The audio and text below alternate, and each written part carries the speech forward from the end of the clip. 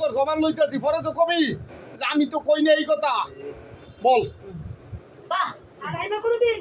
আর জীবনে কোনো সময় আবি তার লোকে হ্যাঁ আবি আর হ্যাঁ আর জীবনে তারা কোনো সময় ডিস্টার্ব করবি এটা খেলা কয় বছর ধরে সমস্যা না আমনে কোন কয় বছর ধরে সমস্যা?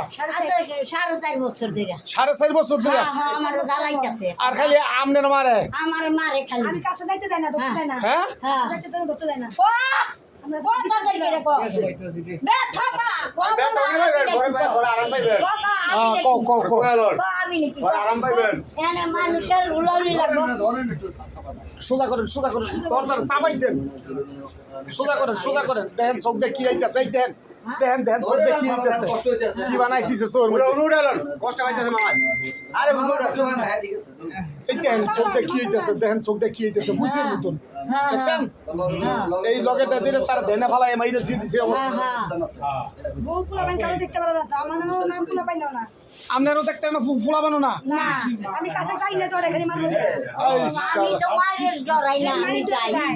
এই এই চালু আছে এই যে মাডা যে কি কষ্ট করতেছে ওই যে দেখেন জিগে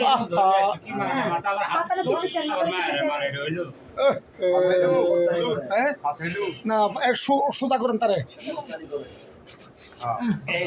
এই টিটি শুনতেন চুপ সোজা করেন তাইলে আর জীবনে কোনো রকমের কোনো ডিস্টার্ব করবে না। এখন থেকে ঠিক মতন খানা খাইতে দিবা আর মার লগে কোনো খারাপ ব্যবহার হইতো না। মনে থাকবো থাকবো মনে আমার কোন মস্তন জানে। মার লগে আর কোনো সময় কোনো খারাপ ব্যবহার হইব নিচে তো কিছু বুঝা না, হাতটা ধরবো হ্যাঁ ইয়া করে। কত বড় খারাপ এটা চিন্তা করেন। আপনারা তো তাহলে বহুত কষ্ট করছেন হ্যাঁ আমি দেখলাম তো যেভাবে যে কষ্টটা করলো এই সন্তানের জন্য, তারপরেও তো মনে করেন বিশাল কিছু। আপনি হইলেন হ্যাঁ বুঝা ভাই আর পোলা বাইন ভাইয়ের কাছে যায়, পোলা বাইন দেখতে পায় না, পোলা বাইন ছড়াই দেয়। পোলা বাইন এই যে মেডিকেল টানছি, এই আমরা তালা মেরে থুই, তাও চিৎকারি খুলে দেয়। তালা মাইরা তুইলো সিটকের খুলে দেয় পোলা বাইনে খুলে দেয় যে আমার বাপের টার্গেট করবো, পোলা বাইন টার্গেট করে না। হ্যাঁ ভাবেরে কি দোষ দেবে, তারপর ওদের এত সহ্য করি যে এত জামার জন্য যে এত পরিশ্রম করি যে নিয়ে আসলো জিনিসটা তো দেখলাম। আমি তো একটা রিস্কা আমার দুজনের জিনিসটা তো দেখলাম আমি জিনিসটা।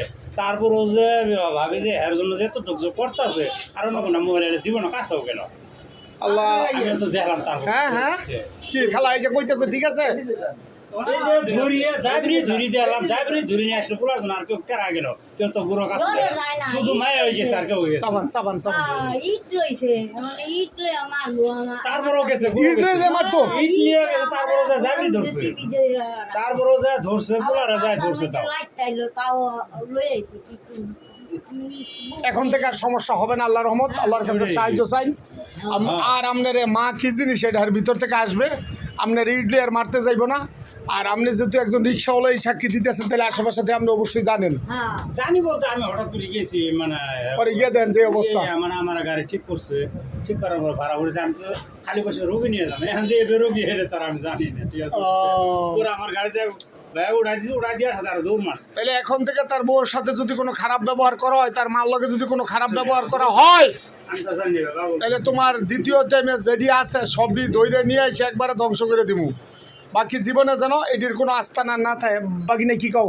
ঠিক আছে হ্যাঁ তুমি কি জানো এইটার ব্যাপারে ঘটনা কয়? এটা তো 4-5 বছর ধরে আমরা জানি মারে কুদে এবারে নানির বাজি করে নানি রুজি আয় না দূরা এদিকে এদিকে বই আছে বিস্তে আমল নাই গিয়া ওই যে ইডলি যাবল চা দেয় ইডলে তো সাদিস দিছে না মাথা দিছে না তো শরীরে দিছে ইডলিও চা দিছে আগলা এত বড় রোডের মধ্যে কাপড় লারে বইছে। তারপরও মায়া যা আগে মা কি জিনিস ছাড়া নাই, তারপরও মায়া কি করুন তাও লই আইছি। হ্যাঁ ঠিক আছে ঠিক হলো খাইতে যাইতো তো